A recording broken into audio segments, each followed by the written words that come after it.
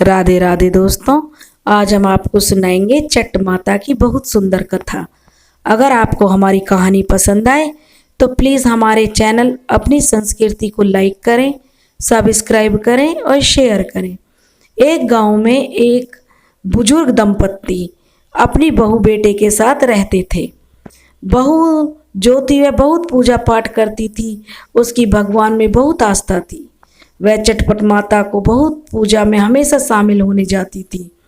उसकी यह बात उसके ससुर को बिल्कुल पसंद नहीं थी। वह उसके बाहर जाकर पूजा में शामिल होने पर बहुत चीखते चिल्लाते थे और उसे पूजा जाने से रोकते थे। बहुत कोशिश करते थे लेकिन उसकी चटपट माता के प्रति आस्था और भक्ति उसे रुकने नहीं देती थी। इसके विपरीत उसकी सासू माँ जो थी वह बहुत अच्छी थी। उसका व्यवहार अपनी बहू के प्रति बिल्कुल बेटी के जैसा था। वह अपनी बहू से बहुत प्यार भी करती थी, लेकिन ससुर को बहू फूटी आंख नहीं सुहाती थी।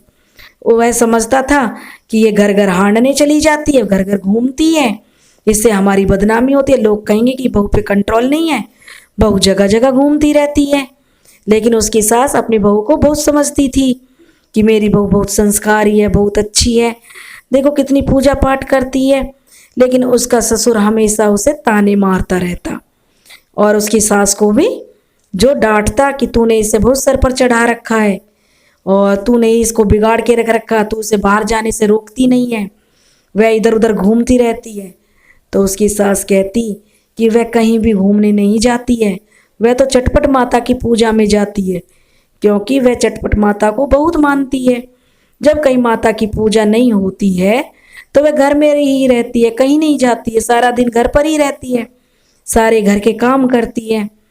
अब शुक्रवार का दिन था।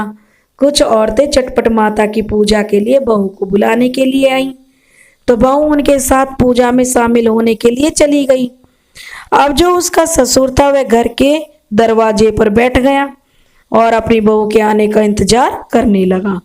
अब काफी समय हो गया तो वह अपनी पत्नी से बोला कि देखो 2-3 घंटे हो गए हैं, लेकिन तुम्हारी लाडली बहू अभी तक नहीं आई है। उसको घर लौटने में इतना समय लगता है क्या? पूजा में से पूजा तो कब की समाप्त हो गई होगी, क्योंकि उसके ससुर को तो बहाना चाहिए अपनी बहू को सुनाने के लिए। अब जब बहू घर लौट कर आती है तो उसका ससुर गुस्से में आग बबूला होकर बहू से बोला कि अब तक कहाँ थी। बेचारी बहू अपने ससुर का ऐसा क्रोधित रूप देखकर डर जाती है और वह सहमते हुए बोली, पिताजी मैं तो चटपट माता की पूजा में गई थी और पूजा खत्म होते ही सीधे घर आ गई हूँ। तब उसके ससुर बोलते हैं, ऐसी कौन सी माता है जिसकी पूजा में तुम जाती हो? तब बहू कहती है, पिताजी वह चटपट माता है, जिनसे जो भी मनोती मांगो वह चट पूरी कर देती हैं, वे सभी की मनोकामनाएं पूरी करती हैं। तब उसके ससुर बिना कुछ सोचे समझे बोलते हैं कि चटपट माता ऐसी ही देने वाली है, तो देखता हूँ कि इस बुढ़ापे में वो मुझे बाप बना दे, यानी मुझे एक बेटा दे दे तो मैं मान जाऊँ, क्योंकि इस उम्र में तो मैं पिता बन नहीं सकता। तो जो उसके ससुर जी है गुस्से में आकर बोल देते हैं, लेकिन बहू हंसकर अंदर चली जाती है और अपनी सासू माँ से कहती है, माँ जी ससुर जी को क्या हो गया है, वो कैसी अनाप शनाप बातें कर रहे हैं, कहीं सचमुच ससुर जी की बात सच ना हो जाए। और यह बोलकर वह अपने घर के कामों में लग जाती है। कुछ दिन बीतने के बाद पता चलता है कि उसकी बूढ़ी सास माँ बनने वाली है। अब चटपट माता की बात तो सच हो रही थी। अब जो उसका ससुर था बहुत सोचने लगा कि हे भगवान, यह क्या हो गया, यह मैंने क्या मांग लिया चटपट माता से। अब लोग तो तरह तरह की बातें बनाएंगे, क्योंकि हमारे समाज में जब भरा पूरा परिवार हो और उम्र भी ज़्यादा हो जाती है तो ऐसी खबर सुनकर लोग तरह तरह की बातें बनाते हैं और उनका खूब मजाक उड़ाते हैं कि इनको तो बुढ़ापे में बिल्कुल शर्म नहीं है। इस तरह सोच सोच कर उसके ससुर बहुत परेशान था।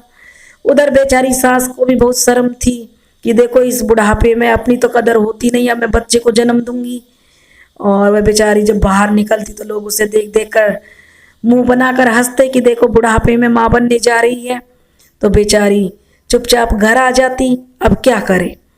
अब उसकी जो बहू थी वो कहने लगी, माँ जी आप परेशान ना हो, जब माता रानी दे रही है तो हम उसे जरूर स्वीकार करेंगे, माता रानी ने दिया है। तो उसकी बहू अपनी सास का पूरा मनोबल बढ़ाती अपनी सास का पूरा ख्याल रखती, क्योंकि सास तो उसे बहुत प्यार करती थी। अब 9 महीने बाद उसको एक सुंदर सा बेटा हुआ।